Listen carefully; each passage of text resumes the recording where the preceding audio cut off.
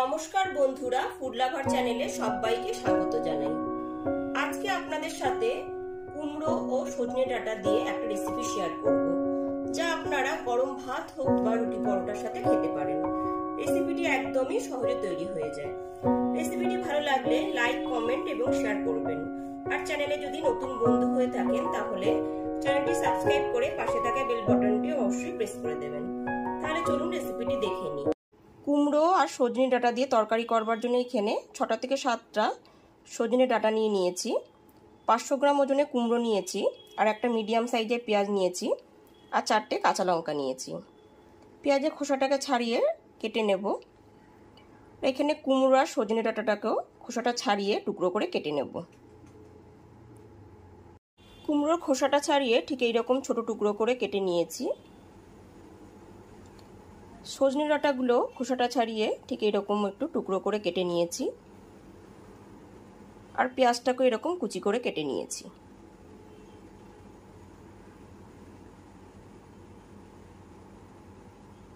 এবার গ্যাসের ফ্লেমটা অন করে একটা কড়াইতে দিয়ে দিয়েছি 3 টেবিল চামচ সর্ষের তেল। তেলটা এখানে খুব ভালো মতো গরম হয়ে গেছে। এরপর এর মধ্যে দিয়ে দিচ্ছি 1 টিস্পুন কালো জিরে আর 2টো শুকনো লঙ্কা। শুকনো লঙ্কাটাকে আমি একটুখানি চিড়ে দিয়েছি। গ্যাসের ফ্লেমটা লোতে রেখে কালো জিরে শুকনো লঙ্কাটাকে হালকা করে ভেজে নিচ্ছি।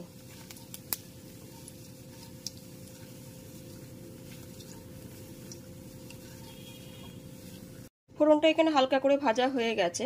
এরপরে এর মধ্যে কেটে রাখা পেঁয়াজের টুকরোগুলো দিয়ে দিচ্ছি। পেঁয়াজের টুকরোগুলো দেওয়ার পর গ্যাসের ফ্লেমটা লো টু মিডিয়ামে রেখে পেঁয়াজটাকে হালকা করে ভেজে নেব।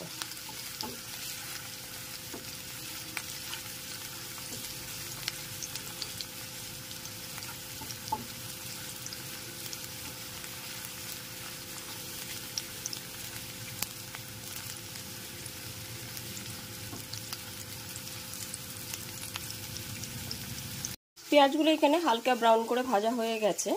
এর থেকে বেশি পেঁয়াজটা আমি ভাজবো না। এরপর এর মধ্যে দিয়ে দিচ্ছি কেটে রাখা কুমড়োর টুকরোগুলো।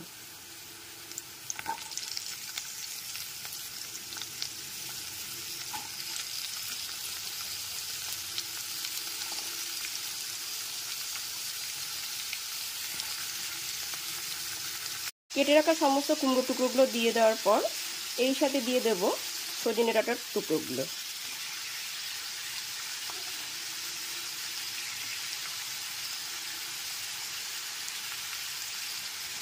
কুমড়ো আর সজনে ডাঁটার টুকরোগুলোকে খুব ভালো মতো ভেজে নিতে হবে।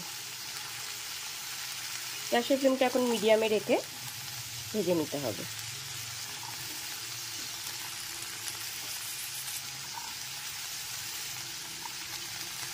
এরপর এর মধ্যে দিয়ে দিচ্ছি 1 টিস্পুন লবণ আর 1 টিস্পুন হলুদ গুঁড়ো। হলুদ গুঁড়ো আর লবণটা খুব ভালো মতো মিশিয়ে নিচ্ছি।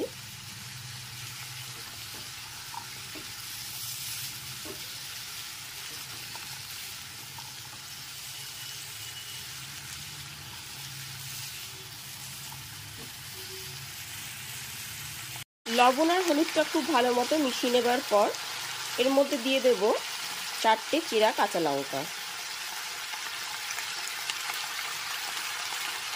এখানে আমি 4টে চিরা কাঁচা লঙ্কা দিলাম। ঝালটা অবশ্যই আপনারা আপনাদের স্বাদ অনুযায়ী দেবেন।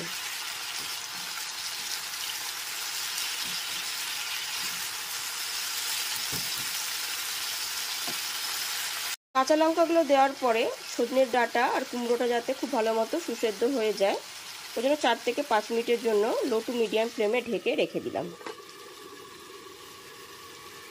এবার ঢাকনাটা খুলে দেখে নিচ্ছি।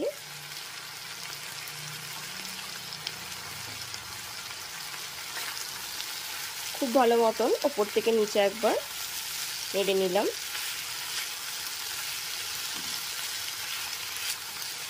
এরপর এর মধ্যে দিয়ে দিচ্ছি 1 টিস্পুন জিরের গুঁড়ো, 1 টিস্পুন ধনের গুঁড়ো আর 1 টিস্পুন কাশ্মীরি লঙ্কার গুঁড়ো। গুঁড়ো মশলাগুলো দেওয়ার পর দিয়ে দিচ্ছি সামান্য একটু জল।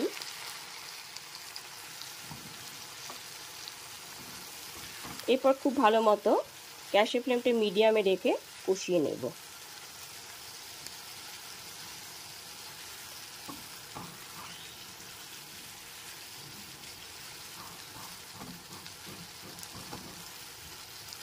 এরপর এর মধ্যে দিয়ে দিচ্ছি হাফ টিস্পুন চিনি। চিনিটা দিয়ে খুব ভালো মতো মিশিয়ে নিচ্ছি।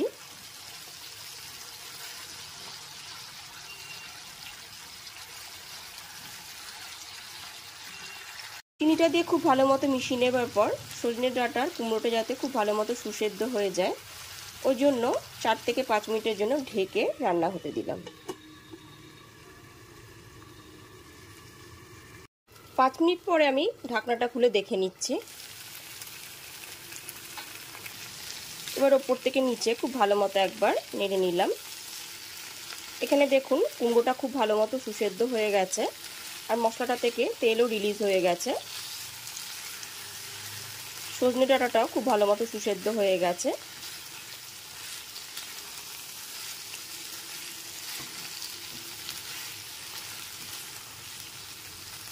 খুব ভালো মতন ওপর থেকে নিচে মিশিয়ে নিয়েছি। তরকারিটাতে কিন্তু আমি কোনো রকম আলাদা করে জল ব্যবহার করিনি, যেহেতু এটি গা মাখা তরকারি হবে। যেটুকু মশলা কষিয়েছি সেই জলেতেই হয়ে গেছে। এবার গ্যাসের ফ্লেমটা অফ করে ঢেকে রেখে দেব। 3 থেকে 4 মিনিটের জন্য ঢাকনাটা দিয়ে ঢেকে স্ট্যান্ডিং টাইমে রেখে দিলাম।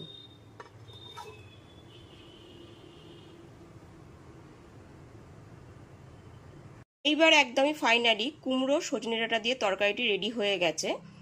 গরম গরম ভাত রুটির সাথে এটি খেতে খুবই ভালো লাগবে।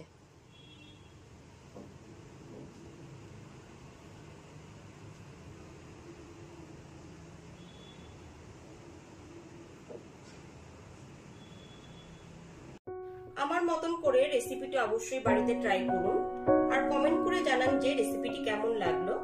আজ তাহলে এই পর্যন্তই, আবার হাজির হয়ে যাব নতুন কোনো রেসিপি নিয়ে। সবাই খুব ভালো থাকবেন, সুস্থ থাকবেন। ধন্যবাদ।